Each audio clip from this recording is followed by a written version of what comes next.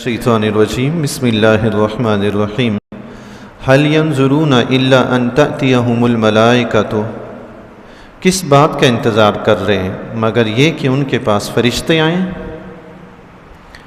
حضور علیہ الصلوۃ والسلام نے اس سے پیچھے اپنے آیات میں دیکھا پڑھا سنا کہ اللہ تعالیٰ نے اپنی توحید کے دلائل بیان فرمائے ہیں، تو توحید کے دلائل بیان فرمانے کے بعد اللہ تعالیٰ ارشاد فرما رہے ہیں کہ یہ کافر ابھی تک ایمان کیوں نہیں لاتے۔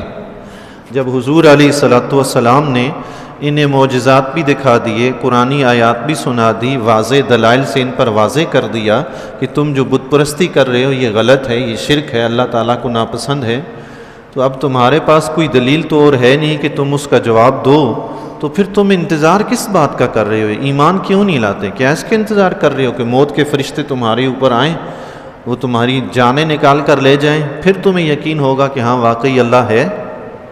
اللہ او یاتی امر ربک، یا تمہارے رب کا عذاب آئے، یا تمہارے پاس اللہ کا عذاب آئے دنیا میں یا آخرت میں، پھر تمہیں نظر آئے گا کہ ہاں واقعی عذاب آتا بھی ہے۔ کذالک فعل الذین من قبلہم، ان سے پہلے لوگوں نے بھی ایسا ہی کیا، وہ بھی ایمان انبیاء پر نہیں لائے، وہ بھی انبیاء کا انکار ہی کرتے رہے۔ وما ظلمهم اللہ ولکن كانوا انفسهم یظلمون، اور اللہ نے ان پر کچھ ظلم نہ کیا، ہاں وہ خود ہی اپنی جانوں پر ظلم کرتے تھے۔ اللہ کسی کو اگر سزا دیتا ہے تو رب کسی پر یہ ظلم نہیں کرتا، اس کو جو سزا ملتی ہے اس کے اپنے اعمال کے کیے کا بدلہ ملتی ہے۔ تو کفار کو جو کچھ سزا اللہ کی طرف سے ملی وہ خود ان کے کفر و شرک کی وجہ سے تھی، انہوں نے اپنے اوپر خود ظلم کیا۔ اللہ تعالیٰ جی 70 ماہوں سے زیادہ پیار کرنے والا ہے۔ کسی نے حضور علیہ الصلوۃ والسلام کی بارگاہ عالیہ میں عرض کی کہ یا رسول اللہ، جب ایک ماں اپنے بچے کو آگ میں ڈالنا پسند نہیں کرتی تو جو رب 70 ماہوں سے زیادہ پیار کرتا ہے وہ کیسے ڈالے گا؟ اللہ، تو آقا علیہ الصلوۃ والسلام رو پڑے، حتیٰ کہ آپ علیہ الصلوۃ والسلام کی داڑھی مبارک تر ہو گئی۔ تو بعد میں آقا علیہ الصلوۃ والسلام نے فرمایا اللہ تعالیٰ کسی پر ظلم نہیں کرتا، یہ تو انسان خود اپنے آپ کو گناہوں میں لگا کر خود کو اس آگ کے لیے تیار کرتا ہے جی، یہ تو انسان کا اپنا قصور ہے نا۔ اللہ، جب رب نے فرما دیا کہ شرک کا بدلہ جہنم ہے، کفر کا بدلہ جہنم ہے، تو جو بندہ شرک اور کفر نہ چھوڑے گویا کہ وہ اپنے آپ کو جہنم میں ڈالنے پہ راضی ہے، وہ خود ہی کہہ رہا ہے کہ مجھے جہنم دیا جائے۔ رب کا فیصلہ ہے کہ کفر و شرک کے بدلے جہنم، ایمان کے بدلے جنت، تو اب بندے کو کیا لینا چاہیے؟ ایمان کا راستہ اختیار کرے کہ جنت میں جائے۔ فَأَصَابَهُمْ سَيِّئَاتُ مَا عَمِلُوا، تو انہیں پہنچی برائی جو انہوں نے برے اعمال کیے تھے، برائی پہنچی یعنی ان کے برے اعمال کا بدلہ انہیں ملا، انہیں سزا ملی، اللہ کا عذاب انہیں پہنچا۔ وَحَاقَ بِهِمْ مَا كَانُوا بِهِ يَسْتَهْزِئُونَ، اور انہیں گھیر لیا اس چیز نے جس پر وہ ہنستے تھے۔ وہ انبیاء کا مذاق اڑا کر کہا کرتے تھے، انبیاء علیہ السلام انہیں اللہ کے عذاب سے ڈراتے تو وہ کہتے تھے کہاں ہے عذاب، لے آئے نا جی، او بھائی لے آؤ عذاب، روز ڈراتے رہتے ہو ہمیں کہ عذاب آئے گا، کہاں ہے، لے آؤ، لے کے آنا ہے، تو ہم بھی تو دیکھیں کہ عذاب کیسا ہوتا ہے جی۔ نعوذ باللہ، وہ انبیاء کے ساتھ اس طرح کا مذاق کرتے تھے۔ رب نے فرمایا جس بات کا مذاق کرتے تھے اس نے انہیں گھیر لیا، یعنی اللہ کا عذاب پھر آیا۔ اب دیکھ کر بندہ کہے کہ واقعی ایسا ہے، سچ ہے، تو اس وقت تو ایمان کسی کام کا نہیں ہے۔ فرعون جب سمندر میں ڈوبنے لگا تو پھر اسے یاد آیا کہ میں موسیٰ علیہ السلام اور ہارون علیہ السلام کے رب پر ایمان لایا، اس وقت ایمان قابل قبول نہیں ہوتا۔ ایمان وہ قابل قبول ہے جو نبی کی زبان اقدس سے سن کر نبی پر اعتماد کر کے ایمان لایا جائے۔ مرتے وقت ایمان کیوں قبول نہیں ہوتا جی؟ عذاب دیکھ کر ایمان کیوں قبول نہیں ہوتا؟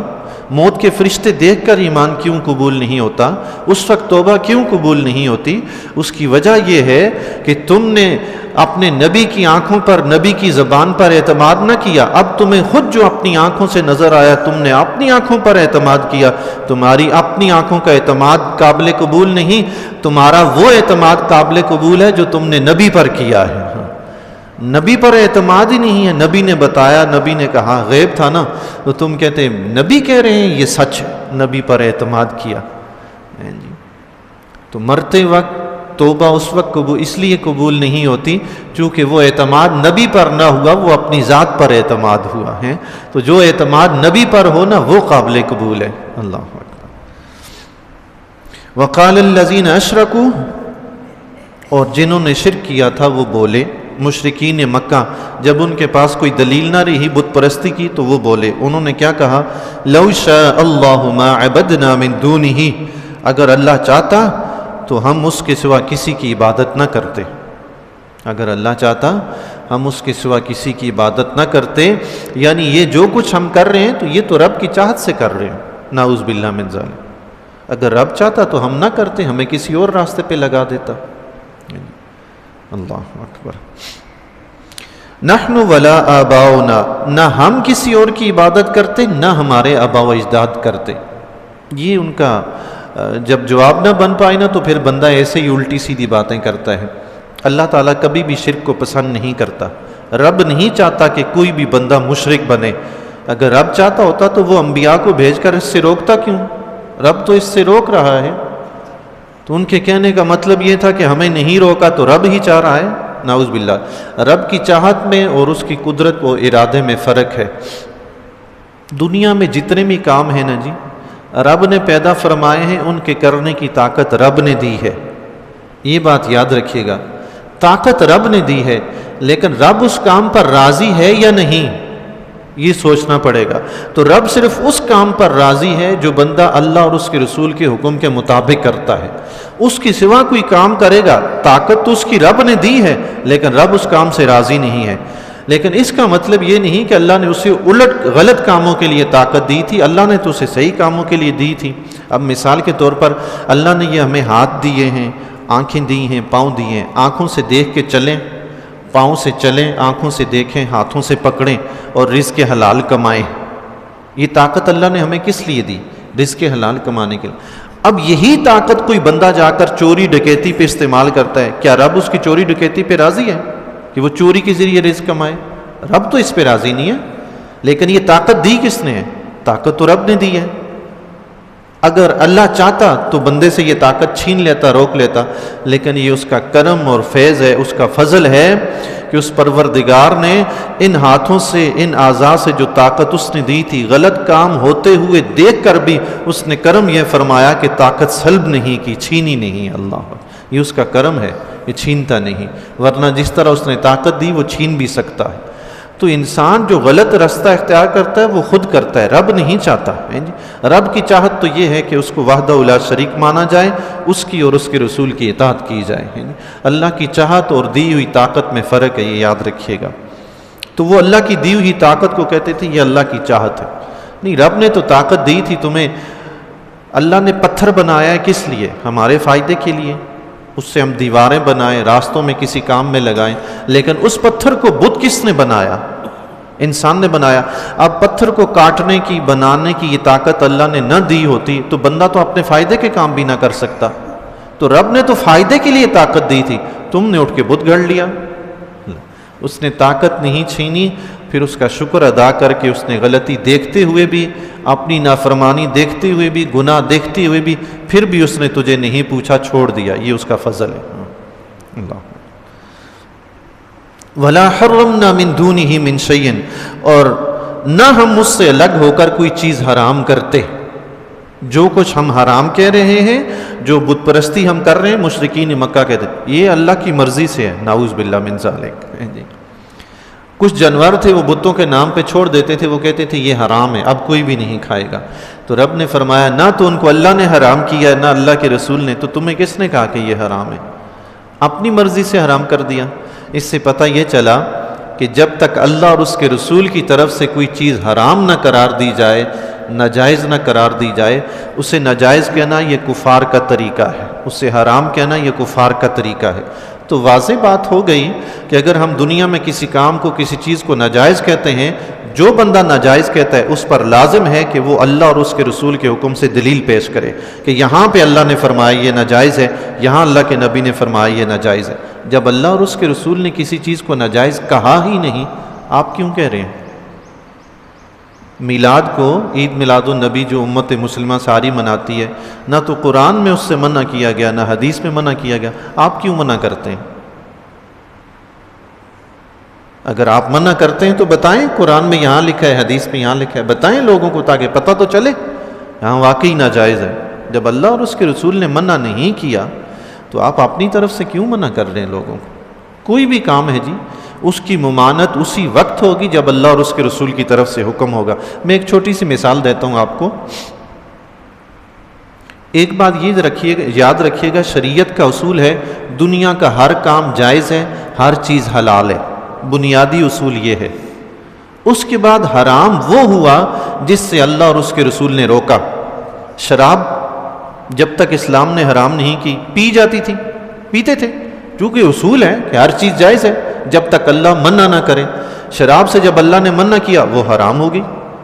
اسی طرح دیگر کئی کام ہیں، ہر کام جائز ہے، ہر چیز حلال ہے جب تک شریعت اس سے منع نہ کرے۔ یہ اصول ہے۔ آپ اپنی زندگی میں بھی اصول دیکھیں گے، کبھی اس روڈ سے جا رہے ہیں، کبھی اس روڈ سے جا رہے ہیں، کبھی اس گلی سے نکل رہے ہیں، کبھی اس گلی سے نکل رہے ہیں، جہاں جانا منع ہوتا ہے نا وہاں بورڈ لگا ہوتا ہے، یہ شارع عام نہیں، ادھر نہیں جانا۔ اگر جہاں جانا جائز ہوتا وہاں بورڈ لگانا پڑتا، اور جہاں جانا جائز نہیں ہے وہاں بورڈ نہ لگانا ہوتا، یہ حماقت نہ ہو جاتی کیا؟ جہاں جانا جائز ہے وہاں لکھا ہوا ہے اس طرف بھی جا سکتے ہیں، اس طرف بھی جا سکتے ہیں، اس طرف بھی جا سکتے ہیں، اس طرف بھی جا سکتے ہیں، یہ نہیں لکھا، صرف وہ جگہ پہ لکھ دیا جہاں جانا نہیں تھا، یہ جگہ ممانعت کی ہے۔ وجہ یہ ہے کہ ایسی جگہ جہاں ممانعت ہے وہ کم ہوتی ہیں، اور جو چلنے والے عام اجازت کی جگہ ہوتی ہے وہ زیادہ ہوتی ہیں۔ اب جو زیادہ جگہ اس پہ بورڈ لگائیں تو کتنے ہی بورڈ لگانے پڑیں، اور جس پہ لگانا ہے اس پہ کوئی لگائے ہی نہ تو یہ کتنی بڑی بے وقوفی ہوگی۔ یوں ہی آپ اس بات کو سمجھیے، شریعت میں کھلی اجازت دے دی، کام کریں، کھائیں پیئیں، مزے کریں، لیکن اس پہ پابندی کا بورڈ لگایا جو اللہ اور اس کے رسول کے نزدیک ناجائز تھی۔ تو اب بتائیں عید میلاد النبی پہ پابندی کا بورڈ کہاں لگا ہوا ہے؟ بتائیں۔ سوئم چہلم امت مسلمہ کرتے ہیں، مرنے والے کے بعد تیجا سوئم ہوتا ہے، اس کی ایصال ثواب کی دعائیں کرتے ہیں، صدقہ خیرات کرتے ہیں، اس کی ممانت کا بورڈ کہاں لگا ہوا ہے؟ بتائیں۔ اصل میں جو منع کام ہوگا نا اس کے لیے قرآن و حدیث سے، اسلام سے دلیل ضروری ہے۔ اگر کسی کام کے ناجائز ہونے کے لیے دلیل نہیں ملتی تو حدیث شریف پر اللہ کے نبی نے فرمایا وہ تمہارے لیے جائز ہے، اس میں تمہیں چھٹی ہے۔ ہاں جی، حدیث شریف ہے، غالباً ترمذی کی یا سنن ابن ماجہ کی، اللہ کے نبی نے فرمایا جو حلال تھا اللہ نے اپنی کتاب میں حلال بیان فرما دیا، جو حرام تھا اللہ نے حرام بیان فرما دیا، اس کے علاوہ جو کچھ ہے وہ تمہارے لیے آزادی ہے، تمہاری آزادی ہے، تو پھر آزادی ہے، جب تک پابندی شریعت کی طرف سے نہ آئے ہر کام میں آزادی ہے۔ اللہ، تو یہ کفار مکہ کہتے تھے کہ جو کچھ انہوں نے حرام کیا اللہ نے نہیں کیا تھا، وہ کہتے تھے یہ اللہ نہ چاہتا تو ہم نہ کرتے، رب نے نہیں چاہا، یہ تم نے خود حرکت کی ہے۔ جی اللہ اکبر۔ کذالک فعل الذین من قبلہم، ان سے پہلے لوگوں نے بھی ایسا ہی کیا۔ فہل علی الرسل الا البلاغ، تو رسولوں پر کیا ہے مگر صاف پہنچا دینا۔ اس سے پہلے جو کفار تھے وہ بھی انبیاء کا یوں ہی مذاق گزارتے تھے، ان کے ساتھ حجت بازی کرتے تھے، لیکن رسولوں کی ڈیوٹی یہ نہیں کہ پکڑ کر زبردستی کسی کو اس پر ایمان نافذ کریں کہ نہیں تم ایمان لاؤ ہی لاؤ، یہ رسولوں کا کام نہیں۔ رسولوں کا کام صرف اتنا تھا کہ اللہ کا یہ پیغام ہے اس کی مخلوق تک پہنچانا ہے، یہ حق ہے، یہ باطل ہے، یہ سیدھا ہے، یہ غلط ہے، بس یہ بتانا تھا۔ تو انبیاء علیہ السلام نے اپنی ڈیوٹی پوری کر دی۔ اب تم انسانوں کی اپنی ڈیوٹی ہے کہ رائے حق تلاش کرو، اس پہ چلو۔ اللہ تبارک و تعالی حق راستے پہ چلنے کی توفیق عطا فرمائے۔